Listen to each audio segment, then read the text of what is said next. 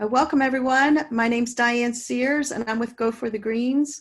I'm one of the co-founders along with Cindy Chase. Cindy, say hello. Hey everybody. Good. If you're new to us, we want to tell you a little bit about what we do. Go for the Greens is a nonprofit. We were founded in Florida. This is our lucky 13th year, and we are all about helping women-owned businesses become bigger and better and stronger and hire more people. So we're based on 4 pillars. One is business growth, that is green. The second one is sustainability. The third is golf and using golf as a business tool for your company. And the fourth is something we've added in the recent years, and that is about mentoring young women. So if you haven't joined us yet, on Thursday evenings at 5 p.m. Eastern Time, we have another series that we're doing, and that's all about mentoring women in high school and college. With that, I want to turn it over to Cindy for a few minutes to talk about what we're doing with Go for the Greens and where you all fit in as participants. Hey, well, everybody, welcome and thank you for doing what you're doing, which is keeping commerce and America rolling. Just by you all jumping on the call today means that you're trying to keep everything moving in a forward progress, which is what we're trying to do at Go for the Greens. And I applaud all of you for taking time out of your day to listen to these fabulous speakers. Please continue to watch our website and stay very connected to us. There's a lot of exciting things that are going to be happening, especially in September, which is when we hold our annual event. I'm not going to get into it right now, but stay tuned and keep doing what you're doing. And accolades to all of you for taking time out of your day to be a part of this fantastic webinar. So I'm going to go dark right now, and thank you again. All right, thanks, Cindy. So today we're going to hear from Marty Britton, who is a woman business owner in Toronto, and she's been doing something really exciting that her company pivoted with the coronavirus. So we're going to hear from her, and then we're going to hear from 3 people who have joined us today from Toyota, who are going to talk about how to do business with Toyota and what they're experiencing right now as well. So with that, I'd like to introduce Marty Britton. And Marty, if you can say hello to us and tell us your company, a little bit about your company and how long you've been in business. Sure. Thanks, Diane, for the introduction. Can everyone hear me okay? We good? Mm-hmm. Yes. Okay. So I am a certified Weebie. I have dual certification. I'm chiming in from Toronto. I have certified Weebie status in Canada as a women business owner. I'm also certified by WeBank in the US. So I have both north and south of the border. I first met Diane and Cindy at a Supplier Diversity event, and it was really cool. And I'm a golfer, so they were doing this Go for the Greens. So I was so excited. So I thought I have to go and meet them. And off I go to Go for the Greens. And that was the year 10.5 hit. That was the year Irma came. We had Hurricane Irma. That was, Hurricane Irma wiped us off the map for September, and we held it then in February. And you still came to see us, Marty. Yeah, it was a little different. I came down. I mean, it was still fun in September. I got to admit, it was a lot of fun, but it was different. Yeah, so I've been a certified supplier. My company we are the very first background checking company in Canada. We've been celebrating 46 years in business this year. I've had to pivot so many times in my career, and I honestly thought that I was done with pivoting and having to change things, but no. Then along came COVID-19, and we had to do one more pivot. So I think the first time that I had to pivot, we were just a reference checking company. That's how we started 46 years ago. We specialized in executive reference checking, and that's what we did for a lot of years. And then I think one of our tipping points was the recession in 2008 and 9. I'm sure many of you in business would remember that time, right? Yeah. So it's like, okay, so reference checking was going good, but then we were hit with a recession. How are we going to pivot? So at that point, what we started doing was we started looking at online systems and ways that we could change our business and kind of develop processes and technology so that when we came out of it, because we all know we're going to come out of these things, we'd be better positioned. So that's what we did in the 2008 and 9 recession. We pivoted in that way, in that we decided to invest in technology. And then everything was going great. And then wait, we had to pivot again. We were all blessed with 9/11. And at that point, I was like, okay, now what are we going to do to pivot our business again? How we pivoted then was prior to 9/11, most pre-employment screening companies or companies didn't really do criminal checks. It just wasn't sort of a thing. But it was after 9/11 that almost all companies started to have to do criminal checks. So that's how we pivoted in 9/11. And now today, although we still kind of hold true to our roots and we're an executive reference checking company, we still do a great deal of criminal checks. That's probably our biggest seller. And that's kind of has gotten us through this next pivot that we've all been forced to do. I'm sure everybody, some way or shape or form, has had to pivot and do different things with their business. As I said, I really didn't want to have to pivot again, but we had to. And our job is to make sure that clients are safe, that they know who they're hiring. So because, we specialize in all that stuff, making sure you're getting the right person in the door, we thought, well, here's an opportunity to pivot and make sure that when these companies start to reopen, and we all will reopen, I don't know when that's going to be, but when we reopen, we want to make sure that you have a safe work environment. Diane, I'm just going to try to share my screen to get... oh, that sounds great. Yeah, if I could just put that up, it'll just be a little bit easier to, no, I think I've lost you there. Oh, here we go. You see the share screen at the bottom, Marty? Yeah, I just want to pull up our, there we go. Let's see, that work? There we go. This might help explain a little bit more about how we've had to pivot. So, as I said, we specialize in making sure you know who you're hiring, but now what we've done is we're stepping in to help companies reopen safely and securely and have a strategy and how they're going to reopen, because we've never done this before. No, we've not had to do this. So now we have to really kind of pivot and how are companies going to reopen. So that's a service that we're offering now to come in and help your corporations, your offices open, as well as provide product, because we're all going to need, it's going to be a different work environment. Again, when we go back, we're going to need supplies.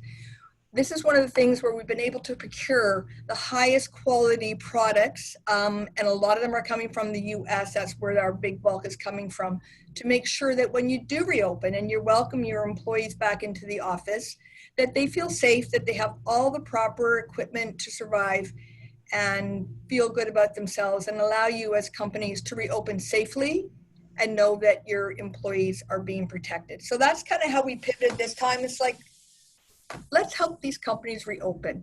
We've got great procurement opportunities. Everything, we're not bringing a lot of stuff internationally. We're kind of trying to keep it local, so that, we support the local businesses as well. But yeah, that's how we're pivoting. Well, thank you, Marty. And so if you or Andrew, who works with you, could type some information into the chat so that people can figure out how to reach you, either to work with you or to somehow partner with you and help expand your business, that would be great. And I really appreciate you sharing all that with us today. And I look forward to having you on again with us for a longer session. So. All right. Thanks, Diane. All right. Good luck. Keep doing what you're doing out there. Okay. Thank you. And we will see you soon, Marty. Okay. All right. And you can unshare. Okay, good. All right. So now I would like to introduce the team from Toyota. We have 3 people with us. And if you all can pop in, let's see.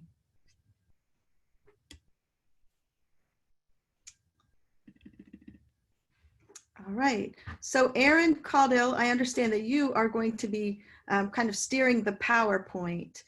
And we have Chuck Hendrix and Katie Diehl. So Chuck, if you could kind of introduce yourself and your team and tell us about what you do and what you've been doing. And then we can hand it on over to Erin to start the PowerPoint. Would that work for you? No, that'd be perfectly fine. Okay, great. Okay. We're so happy you're here. Thank you. Well, happy to be here, and thank you all for giving us the opportunity to share some information with you about our activities at Toyota and our program. And what I really like to do is talk about our processes in terms of how we operate with regard to the supplier diversity space. We have had our program in place for just over 30 years. and we'll go through some information. So Erin, if you want to pop up oh, hang on a second, Erin. So let me introduce my other team members that I have with me today. So Erin Caudill is one of my analysts that I have on our team. Erin and I have had the fortune work together for I've been at the company 20 years, Erin's 24 years, Erin's been there 20, so her and I have crossed paths quite a bit. And then also, because of the initiative of Go for the Greens and working with college students, I invited our co-op this year to join us today as well to talk about her experiences. She's on her third term of being a co-op with Toyota. And I thought it would be good for her to share some insights with regard, and it's all been in purchasing, and now she's getting the opportunity to work in supplier diversity. So I thought it would be a good opportunity for her to share some insight from that as well. So Erin, go ahead. We'll run through the agenda. We've got several slides here, and I'll try and get through them pretty quickly, and then allow some time for Q&A. But I want to thank all of you again for having us. Congrats to Marty on pivoting. I'm sure some of the other companies that are on board today are pivoting as well. And adjusting to this new climate that we have. So with that, we'll break this up in 3 sections. I'll give an overview of our supplier diversity program and processes. I'll talk about our team, our company, and our external items as well. Erin will jump in and talk about some Toyota fundamentals, what we do before events, what happens after the events, some best practices, and some ways to become a successful supplier. And then I'll let Katie talk about her experience as a co-op, and then we'll open it up for Q&A, and Diane, I'm sure you'll control that. Okay, next slide. That sounds great. Okay, so that's me. I'm the Senior Manager of Supplier Diversity. Go ahead, Erin. And then put this TED's, there it is. I won't read this whole statement, but we just pulled out a portion of it. So any good supplier diversity program or a kind of best in class supplier diversity program has leadership at the top. And this is a quote from our CEO, Mr. Ogawa, is that Toyota is committed to having a supplier base that more closely reflects the diversity of our customers, our team members, and our dealerships. In short, what we're saying is that we want our purchasing practices to also mirror who we're selling to, our team members that we have as employees, and then also our dealerships, which are extremely important with regard to selling our vehicles. Next. This is a quick snapshot of the team itself. The 2 top members on the left-hand side there are executives that we have over supplier diversity, and then there's myself. And then I have 1 manager, and then the person to the right of her is Tim Yamada. He handles our Toyota Financial Services supplier diversity efforts. And then I have my team listed there at the bottom as well, and you'll meet Erin here in just a second, as well as Katie. Okay. So Toyota Supplier Diversity. So what does our group do? So a lot of people, we get that question quite a bit. We both function both internally and externally. I'll talk about the internal side of the house. We set the core strategy for supplier diversity for the entire company. So we work internally to promote diversity and inclusion from a supplier diversity standpoint. And also we develop and facilitate supplier diversity training. So a lot of people have D&I training. We also have supplier diversity training as well.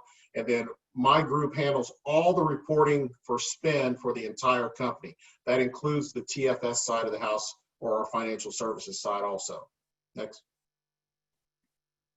So what is supplier diversity? It's our process of providing suppliers with procurement opportunities. And then we feel like it's a business imperative. That may sound like a buzzword, and you've probably heard that a 1,000 times, but it is truly important to us. It makes us more competitive. It brings us a wealth of ideas. The supply base reflects our customers and team members, as I mentioned previously. Plus, it also allows us to have investment in diverse markets and translate into hopefully sales to Toyota. And then, well, of course, promotes brand loyalty as well. Next, Erin. So what is a diverse company for us? There's many organizations accept different types of certifications. And for us, these are our partners with regard to diversity as it pertains to a certified company. Again, that company needs to be 51% owned, managed, and controlled. by one or more diverse people in that group. And as you can see here, the logos on the side, we've got Disability In, NGLCC, NMSDC, CAMSI up in Canada, NVBDC, and 2 women's organizations, WeBank and of course WeBe Canada as well. So these are the certifications that we have. Of course, there's a lot of other ones. There's state certifications, there's self-certifications, but we feel like these are the organizations that are more closely aligned with what our principles and policies are. So we choose to be aligned with these organizations as well. And to be qualified as a diverse company, you need to have one of these certifications. Next. So how much money do we spend annually? We spend over $3 billion in the tier 1 diverse spend, and then we spend just over $900 million at the tier 2 level. We have some initiatives in place and targets in place from an MBE spend. We challenge ourselves to hit the 10% mark with all of our spend. And on the tier 2, also with women-owned businesses, we have another 2%. And then on the tier 2 side of the house, we challenge all of our suppliers to spend at least 5% of those purchases that they're spending directly for Toyota to come from MBEs, and another 2% from women-owned businesses as well. The slide on the breakdown on the left just really breaks down where the majority of all of our spend is. The TMNA side of the house represents about 98% of the spend. That's most of all of our indirect and direct procurement that is taking place, and as well as some of our services that we also procure. And then the other 2% comes from our financial services side of the house. Next.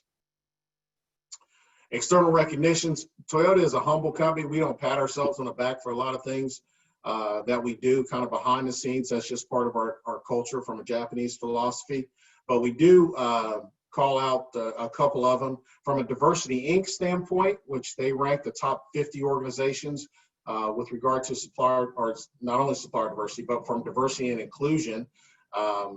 They rank 50 top companies every year. We've been fortunate enough to be a part of that for the last 11 years.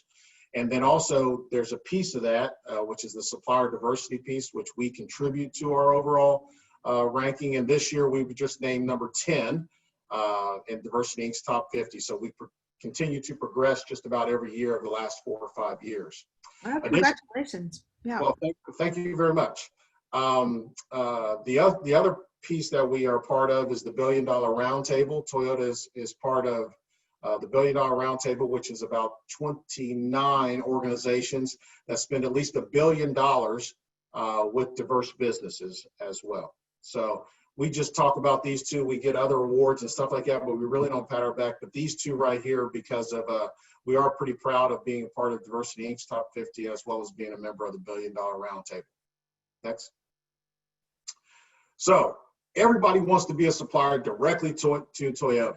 And what I tell a lot of suppliers is, just like Go for the Greens organization, money is green. If I get it from this guy or this lady or that lady, money is green. So a lot of times when we go to trade shows and stuff like that, when we pre-COVID, suppliers will come directly past all of my suppliers, or several of my suppliers to Toyota, and they'll come directly and say, hey, I want to sell to Toyota. But they missed the mark when they could have had potential opportunities with some of those suppliers that they just walked past. So we try and promote the tier 2 spend. We host 2 events, all totally 100% free, other than the travel and the hotel and lodging for members. We host 2 events one of them's called Power of Exchange, which primarily focuses on indirect spend, so services, those types of things. And then we also host another event called Opportunity Exchange. We just finished in 2019 our 30th anniversary for Opportunity Exchange. Opportunity Exchange, what that is, it's kind of a reverse trade show where our tier 1 suppliers at Toyota will actually be the actual ones manning a booth. And then we invite any and all certified diverse businesses to come and obtain business with those suppliers. Now, traditionally, if you go to most trade shows, you're just kind of out aimlessly wandering around, hoping somebody has business for you. We go a lot of steps further, and primarily we do a match report. So all of our suppliers that are exhibiting, they have to tell us what opportunities they have for diverse businesses. And when we do that, we gather that information, we place it into an app. And then when somebody comes to the trade show, they can look through that app and it says booths number 4, 5, 22, and 250 all have opportunities for what I do. And then they can go through and meet with those companies directly and kind of cut through the chase a little bit. And then if you want to spend the rest of the day going through and talking with those other suppliers, you're more than welcome to. But we try and assist in promoting that business as much as we possibly can. We traditionally, for the Opportunity Exchange event, we traditionally get about 1,500 attendees. And then for Power of Exchange, we average somewhere around 700 to 800 attendees. We had to postpone our event for Power of Exchange this year because of COVID. And we're also postponing this event for Opportunity Exchange this year. But overall, we have educational seminars, keynote speakers, and then of course the trade show. But over the length of time that the event has taken place over the last 30 years, it's generated over several billions of dollars worth of actual contracts. May not be directly for Toyota, but it could be for some of those other suppliers who have these same initiatives for their other customers as well. Okay, next slide. And I think that's my last, oh, sorry. And for specifically, why women are really important to us, because if you didn't know this, you should. Women buy 65% of new cars and influence 80% of all car purchases. In short, for some of you ladies, if you're married, you tell your husband to go get you that white Camry with the red interior, he better not come back with a blue F-150 truck. Otherwise, he's sleeping on the couch. But they also influence 45% of all light truck sales, and SUV sales are purchased by women as well. So we view women and the other categories as very, very important to Toyota. It's a very good segment for us. And we seem to do well, and we try and make sure that we meet the needs of those customers as well. Next. And next up will be Erin, and she'll talk about some of our direct processes in terms of what we do internally. Hello, everybody. My name is Erin Caudill, and as Chuck had mentioned, I'm an analyst in the Supplier Diversity section. Within our group, I have direct responsibility for our Tier 1 spend reporting, as well as supporting the southeast part of the United States from about southern Texas over to Louisiana. So I support those women councils and NMSDC councils in those regions, as well as Michigan and the NVBDC, which is the veterans organization in the United States that we use. Hold on. Didn't want to click, sorry. So just to give you a little background on doing business with Toyota, everything that we do is based on what is known as the Toyota way. And our two core pillars is respect for people and continuous improvement, or Kaizen. And those are a big part of our supplier diversity program as well. What do we expect from our suppliers? Toyota and our supplier partner goals are to achieve the highest quality expectations of our customers. And to achieve this, we must start on a bedrock of on-time delivery, process improvement to reduce lead time, always having a mindset of customer first, service and support, financial stability, and a diverse team and supply base. This bedrock allows your team to focus on the keys to a successful business on a daily basis. Those keys would include commitment to a safe work environment, understanding cost to maintain competitiveness, and always seeking to advance technology to achieve competitive edge that meets our customer needs. And then last, but certainly not least, all of these components provide an atmosphere, a garden, if you will, that produces consistent parts, service, and support so that you always have the best quality. Fair competition is the foundation of our procurement philosophy. Next, mutual growth based on mutual trust. Always This always allows us to grow together and with that long-term mindset. The above allows us to localize and optimize good business partnerships with our communities. So what do we do before we attend an event? We meet regularly with the various groups within our purchasing organization. We look to what the group has done and how they're measuring up. And then we ask, what are the updates for their process that are in process opportunities? So some examples you can see on the screen here is one of those documents that we review with them. In the top section, that KPI section, is exactly what I was talking about. How are they measuring up? What are they doing to achieve those targets, both tier 1 and tier 2? And then what does their division spend look like? Within the bottom part of that first picture, the in-process activity, we try to get updates on any sourcing that's in process to understand what is going on with those bids. Then we shift gears to look at near and long-term solutions or opportunities to understand what's on the horizon, so that as we're out and about at various events, we know what to look for as far as opportunity goes. And then last, we look through potential suppliers. So anybody that we met that maybe isn't on the horizon, a near or long-term option, we share with them diverse companies that fit into those categories. And then additionally, we share with them what events are on the horizon so that they can come out and meet some of the diverse businesses as well. Both of these last two steps help them ensure that they have an ongoing pipeline of potential suppliers. So what happens after we meet you? After that initial introduction, we do our initial due diligence. A lot of times you'll find when we return to the office, we'll come back to ask questions ahead of moving you along to the buying side that may buy your product or service.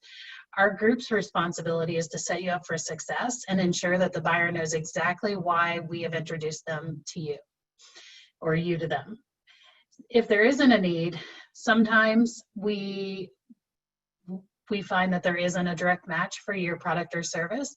But one thing that our group prides ourselves on is because we are so connected with various regional councils throughout the United States, we have a lot of very strategic relationships with other industries, whether it's the retail or technology or something along those lines.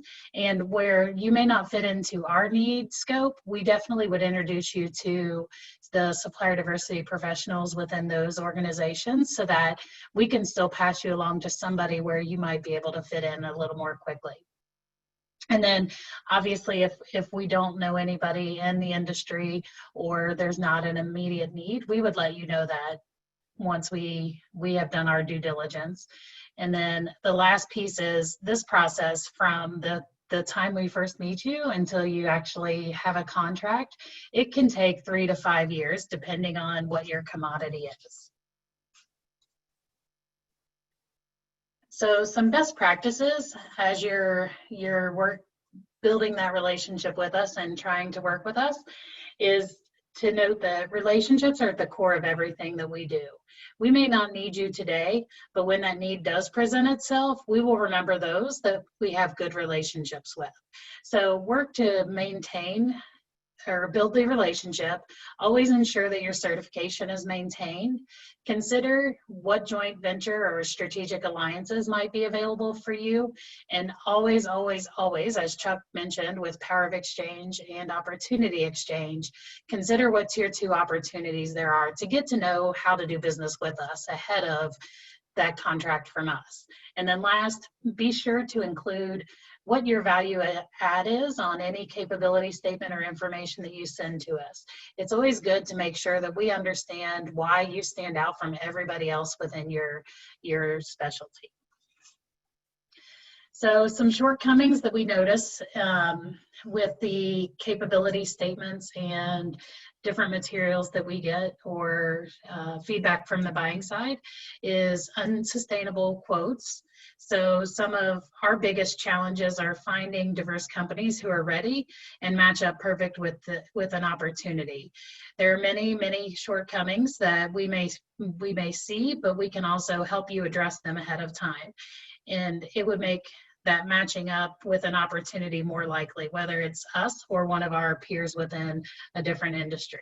So making sure that you have, you communicate what your capabilities are well, and make sure you know what's important to us. That always helps when you know what our major trends are, changes are in our business, et cetera, and just making sure that you understand what that process looks like for the organization.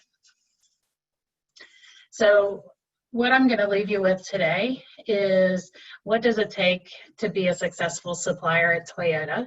And I'm going to leave you with 3 words: patience. It takes time for the relationships to develop. Next is persistence. In order to establish a presence within our team, it takes consistent connections. Respect. You must understand our method and align with our values.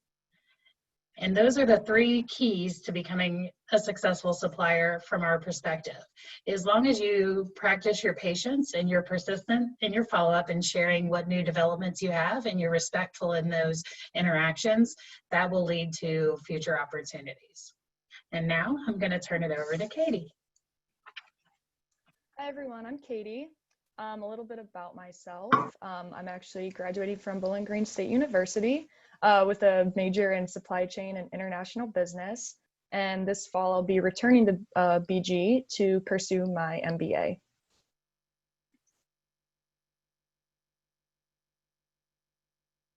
So just going over a little bit about my co-op experience that I've had here with Toyota. Looking back at my first rotation, I was in the purchasing division working with the powertrain group, and I worked as the fastener buyer. So something that was really neat about this experience is that as my first co-op rotation, I actually got to fill the role of an actual buyer.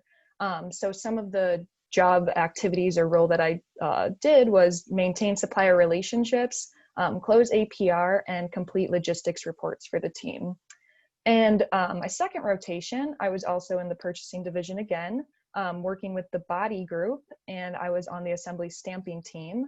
And my job function was to do a deep dive analysis into investigating parts to see which could be maybe sourced locally.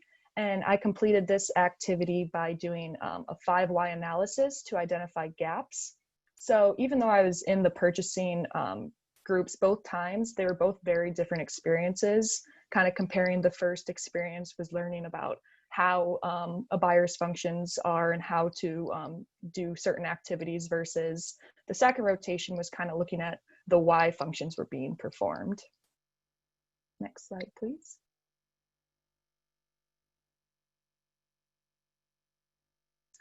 So again, yes, this is my third rotation. I will be more of a division support role versus the direct buying role this summer. So what I'll be doing is learning more about Toyota's supply base and identifying those opportunities and gaps where we can expand those diverse initiatives with our suppliers. So my experience as a whole as a Toyota co-op, no role that I had is exactly the same. So it's been a really nice opportunity to learn as much as I can along the way and grow. And also one of my favorite things about Toyota is that it creates such a team-oriented atmosphere. From a co-op standpoint, I guess you can say, you know, if you have a question, you don't always just have to go to your direct team member. You can walk down the hall, you know, ask really anybody in the office, and it just creates that sense of one Toyota and, you know, one team atmosphere, which I really liked about Toyota. And also I've been able to apply the Toyota way, not just in my co-op, but outside the co-op as well. So looking at those 2 pillars of continuous improvement and respect for others, you know, going into my last year of school here, you know, I continue to improve my work and, you know, always try and better myself and, you know, contain and respect others and my peers around me. So again, looking forward to working with the diversity, supplier diversity team this summer. With that, any questions? All right. And I will pop back in. The questions have been coming fast and furious. Some of them have been coming just to me, and some of them have been coming to the whole audience. So y'all ready? Ready for some big questions? Sure. All right. I'm going to kind of go in order of how they were asked. Rachel Slowy wanted to know how important is capturing diversity spend within your contingent workforce, and what is that percentage? Yeah, it's extremely important, and we don't assign a specific target amount to a specific service or anything like that. But we do capture that spend. As I mentioned earlier, my team captures all the spend for the entire company in North America. So we capture all of that from a HR perspective or staffing perspective. We have an MSP, which we can give more information about if you email us. And I think I put our email address in there, and we check that. Our admin checks that probably about 5 or 6 times a day, and then distributes those emails. So don't feel like if you email us, it's going into a black hole. It may take us a minute to get back to you, but we will respond back to you one way, shape, or form.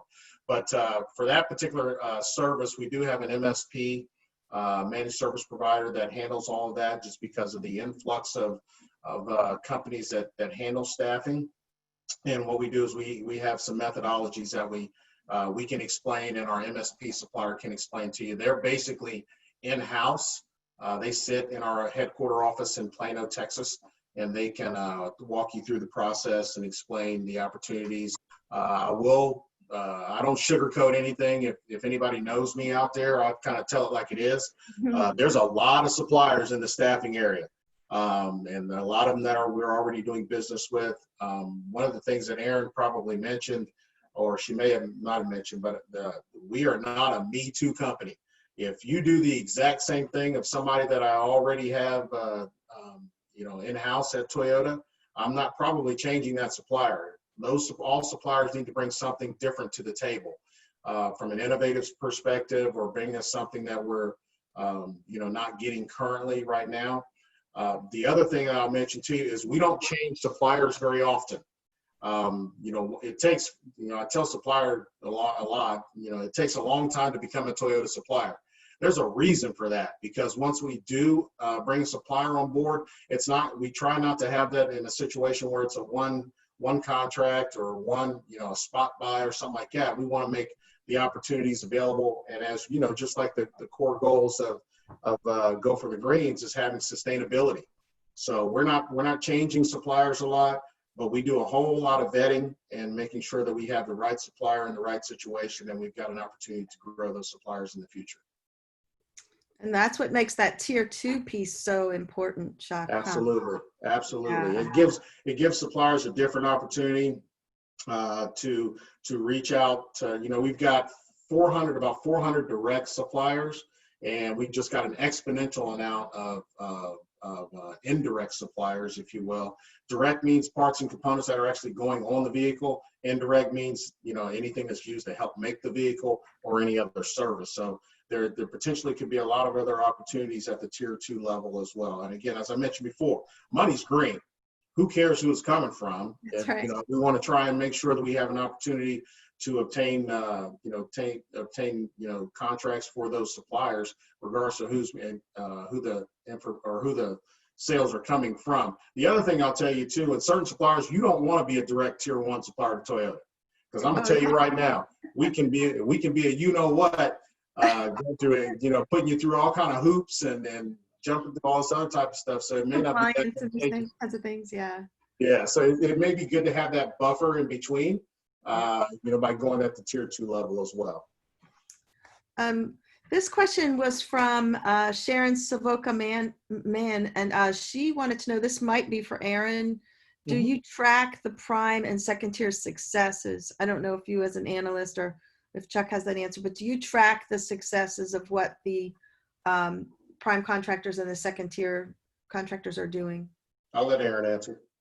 We do. We do keep track of that, especially when we have a good story to tell on the tier 1 side as well as the tier 2. So one of the things we try to do is we plan those events, Power of Exchange and Opportunity Exchange, is we try to tell those success stories so that people understand the importance of regardless what level, where the contract falls, it's important to the overall supply chain. So depending upon what level. So the thing I would say is if you have a success story, definitely share that with us, because we're reliant upon the data to tell us when we get it in where some of those new contracts are. But sometimes the stories are told a little bit better from the actual people. So I would definitely say, yes, we do track those. We try to share those and highlight those, whether it's through social media posts or our newsletter. We also do some video montages during the event where we share that information.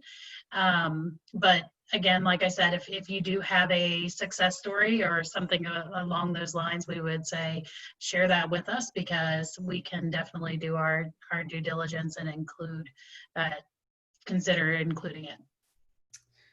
Thank you. So while we're talking about the tier 1, tier 2, do you, or how do you influence your current suppliers to support more diverse suppliers in that tier 2 level? I'm not sure who to aim that question to, but you as Supplier Diversity, yeah. Yeah, I'll take that one. Actually, yes, we do have an initiative for that. We actually place targets on those suppliers.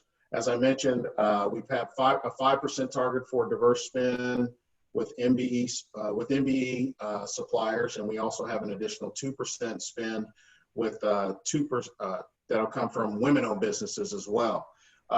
So the key thing here is yes, the target is important, but we want to make sure that suppliers are doing anything and everything that they possibly can. So we've got a pretty robust tier 2 program.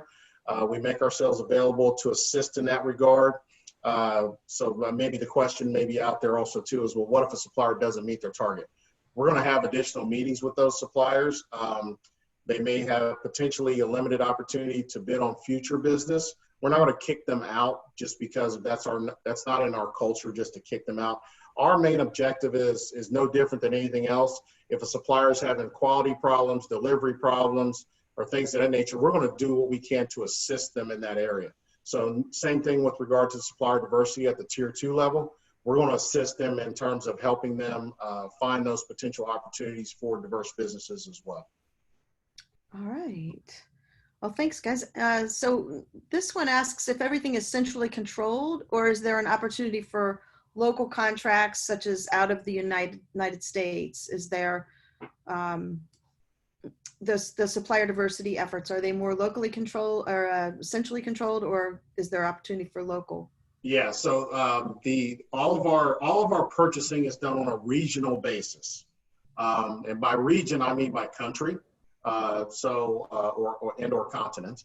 So for us in the United States, we handle primarily all of the purchasing, if you will, in the United States for both Canada as well as in Mexico as well for our 2 Mexico locations. We'll handle all that, all the purchases for that. We're spread out just a little bit with regard to, we have purchasing for primarily our indirect purchases are done down in Plano, Texas, which is where our major headquarters is. Primarily most of the direct purchasing that goes on the parts and components are done at our location up in Michigan, which is where Erin and I, and Katie would be if she wasn't doing a co-op virtually, are done in near Ann Arbor, Michigan, which is in Saline. And then we also indirect purchasing is done out of our Georgetown plant in Georgetown, Kentucky, just outside of Lexington. So from a regional basis, we handle primarily all of the purchasing in North America. It takes place out of 3 different locations, just a matter of what that commodity or service is. Right. Okay, good. Well, now here's a question that has to do with COVID-19 and how do you envision the elements of supplier diversity to shape into post-COVID-19? Is anything changing now in the way you communicate with your people, your suppliers, or do you expect anything to change coming out of COVID? Great question. Yes and yes and yes is the answer. So the initiative itself of our supplier diversity efforts will not change. How we go about it and do it is going to change. As everybody knows, it will probably be, if we're lucky, next year in terms of meeting face to face and that type of thing. So we're doing a lot of things virtually, i.e., this is one indication right here. We're looking for different ways to do business from a virtual perspective. We work with probably about, Erin, you correct me if I'm wrong, maybe about 20 different councils from a diversity perspective, both regionally and at the national level. And we have not been to a face-to-face event. I can't tell you, I think maybe we did something maybe early January. February. Yeah. Well, that was the last time we actually did something face-to-face. So what we've been doing now is working through and doing things on a virtual basis. A very, very good council that, from a women-owned perspective, is Webex South, who both Erin and I sit on their, I sit on the board, and Erin she has responsibility for it. But they've done a really, really good job with regard to having virtual meetings and things. They kicked off something called Meet Her in the Marketplace, which some of your members may or may not have participated in. We had several different meetings when they kicked this off and rolled it out. 15-minute introductory meetings. So it gave all the suppliers an opportunity to meet with us for 15 minutes. I had several, Erin had several, and what they did was came in, we learned a little bit about the company, we gave them some information about how we operate and if there is an opportunity or what those follow-up next steps were. I think that will end up being the way that we move in the future. Now, the bonus to that, from my perspective, in my opinion, is that will also allow us to have more buyers involved in those types of meetings. Traditionally, when we go to certain trade shows and things like that, when we're meeting face-to-face, we try and pull those buyers out to say, hey, come spend a day with us, come spend 2 days with us at a national event and work the trade show floor with us and that type of thing. Those are difficult because those buyers have opportunities and things that they need to try and accomplish as well. But I think if we can say, hey, can you join this 15-minute call with this supplier? I think they'll be more apt to doing that, which I'm hoping will spur more individual meetings with our buying group and then maybe get some details. Myself and one of the other members on my team, and maybe Katie from a co-op perspective, they have opportunity, or we all have information with regard to our experience from being buyers. So I've been a buyer. I worked at Honda before I came to Toyota, and I was in purchasing, actually doing buying, if you will, managed buying groups. One of my managers, she's worked in buying groups. So we can do a kind of a pre-vet, if you will, before we ask a buyer to say, hey, this looks like it potentially could be a good supplier. I need you to join this meeting for 15 minutes. Oh, that's great. We're looking at a similar model with Go for the Greens this year. Yeah. So what about your Opportunity Exchange and Power of Exchange? Are you considering doing those virtual for next year or this year? Yeah, absolutely. Yes. Hopefully I'm going to keep my fingers crossed on my second comment that I'll make. But my first comment is for Power of Exchange, which has to do primarily with indirect spend in Texas. We will hopefully do that event virtually sometime, maybe second quarter of next year. We're trying to evaluate how we will do that. But the Power of Exchange, or the actual Opportunity Exchange, which is our larger event of the two, I'm working with the Detroit 3 and potentially Nissan and Honda in terms of doing a large event for Detroit 3, us, Honda, and Nissan, the 6 of us, where we will actually have one giant event. Wow. And so hopefully we're trying to figure out how we will pull this off, because ultimately I have an event, Honda has an event, the Detroit, well, not Ford, but GM, FCA, they have an event, and then Nissan has an event. So that's 5 companies, and we share suppliers. So that's putting a lot of burden on the suppliers. It's also putting a lot of burden on the diverse companies, be it minority or WBE, to actually go to these different types of events multiple times. So all of these WBEs, if you're away from your office, you're not probably making money. So this will hopefully be able to streamline the things that we're doing and hopefully provide larger opportunities. It'll be something that will be never been done before. Right.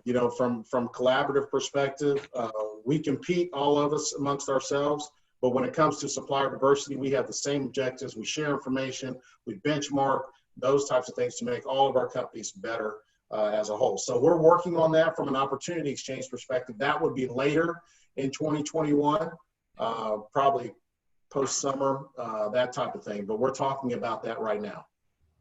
And people want to know, Patricia Miller is asking, how do we earn the opportunity to be invited to something like that? Yeah, the event's totally free, and we also put our information on our website, and then we also share the information with all of our diverse councils that we work with. So if they're in the WeBank network, if they're in the NMSDC network, we share that information with them, and they help blast that information out as well. So just keep checking our website as we kind of nail down some of this stuff. Again, it won't be probably until after the first quarter that we'll have some more definitive details in terms of how we will pull that event off. But again, if it was in person, it's still virtually free, or it is still free. If it was in person, it will be free. But we just don't believe that it's one of those things that we want to charge. And we're not trying to make any money. We're trying to create opportunities for people and that type of thing. So just stay in contact with us. Again, our website, Erin, if you can post on the website in the chat, it's kind of long. It's onetoyotasupplierdiversity.com. If you go to that website, if you feel like you need to check and say, hey, see if they got any new events or anything like that. We post a lot of information in that. We'll be happy to do that. And if you have questions about the event or anything like that, you can also contact us as well. Great. I had one other question, and this was from Robert Jones. How involved are you with WOBE in providing team building, staff development, executive development, onboarding, and internal promotion coaching? Okay, so that's a two-part question. Yes, it is, right? So we don't have a relationship with WOBE. We've chosen to have our relationship on the women's side of the house with WeBank. Right. From a partnership standpoint, we've been a long-term partner with them. We also have one of our executives is also a board member with WeBank. So for us, from a procedural standpoint, we've had a long-standing relationship with WeBank, and we'll continue that. From the direct side of the other side of the question with regard to coaching and that type of thing, we have suppliers that do that. We do a lot of it internally. So it just depends on what the business need is in terms of if we'll have another opportunity or if we have opportunities for that. So we're involved with it. All of my team is, we're broken up. All of my team is broken up with regard to exploring opportunities with each of those buying groups. So they tell us, hey, and we meet either monthly or bi-monthly with all of those buying groups. And each of those groups has a champion, and they'll tell us, hey, we're going to meet, and we're going to say, hey, we've got these potential opportunities. We want to potentially include a diverse company from a quoting standpoint. My goal in my team is not to get business for diverse companies. My goal in our team is to actually make sure that those diverse companies have an opportunity. So if I can get you to the dance, it's up to you to dance, hit the ball, whatever you want to call it. It's totally up to you, but my job is to make sure I explore those opportunities and make sure that we can have a diverse supplier quoting on that business. Okay. Well, thank you so much, Chuck. Those were most of the questions that weren't directly involved, about somebody's specific business. Yep. There was one other, and that was about how we can, let's see.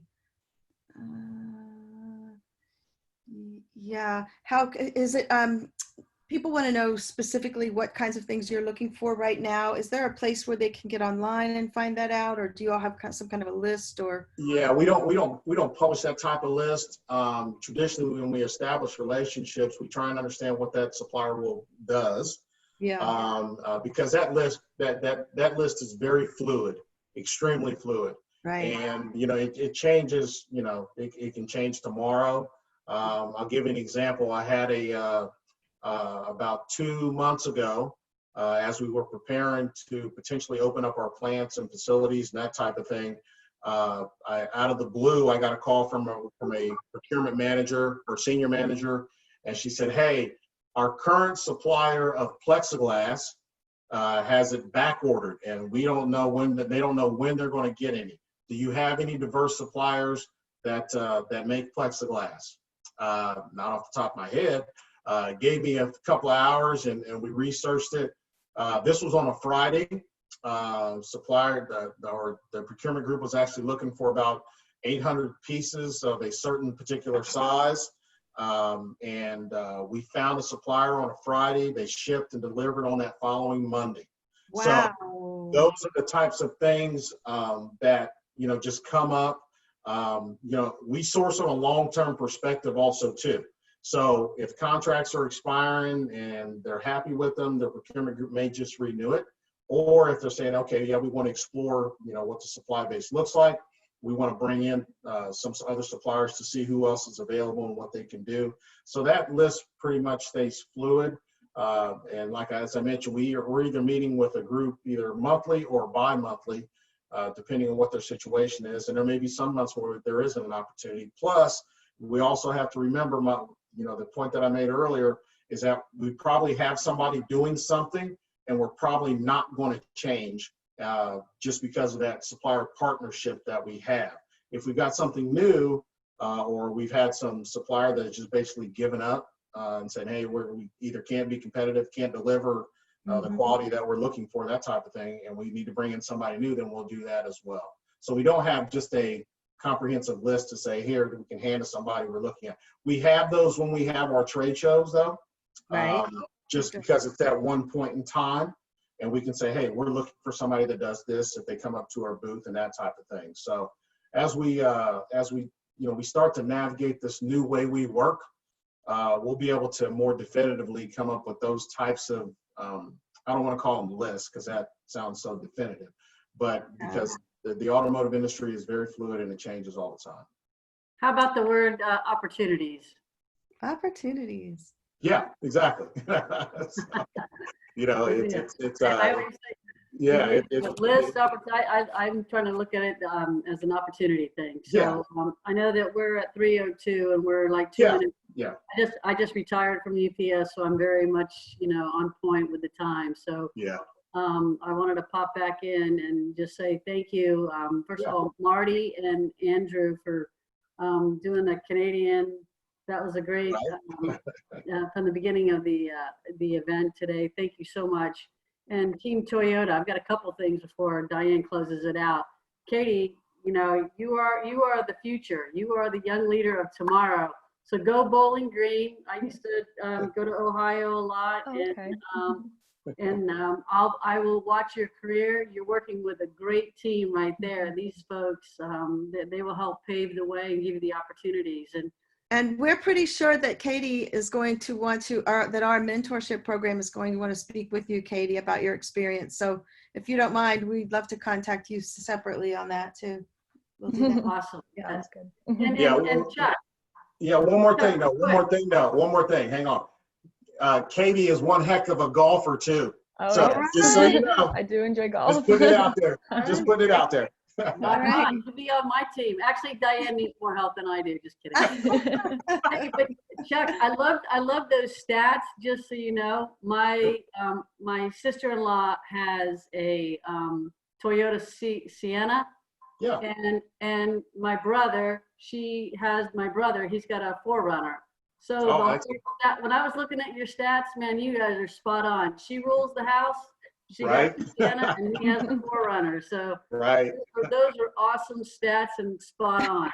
So, I'm just going to close it out and just say thank you once again, Diane, and thank you for everybody for being on the call. Everybody that joins the Go for the Greens, the webinars for the business owners, keep doing what you're doing. Don't get disgruntled. It's a bad time, but you've got great people like the Toyota team on here, and just keep watching for us because we're going to have folks from Accenture, And I think Bristol Myers Squibbs might be coming up, and some And other Home Depot. Home Depot's in. and Home Depot. And just keep doing what you're doing. Make America be better and stronger. And we'll see you soon. And thank you for everything that you're doing. Thanks, everyone. We'll be in touch very soon. All right, bye-bye. Thank you. Bye, everyone. Thank you. Great job, everybody.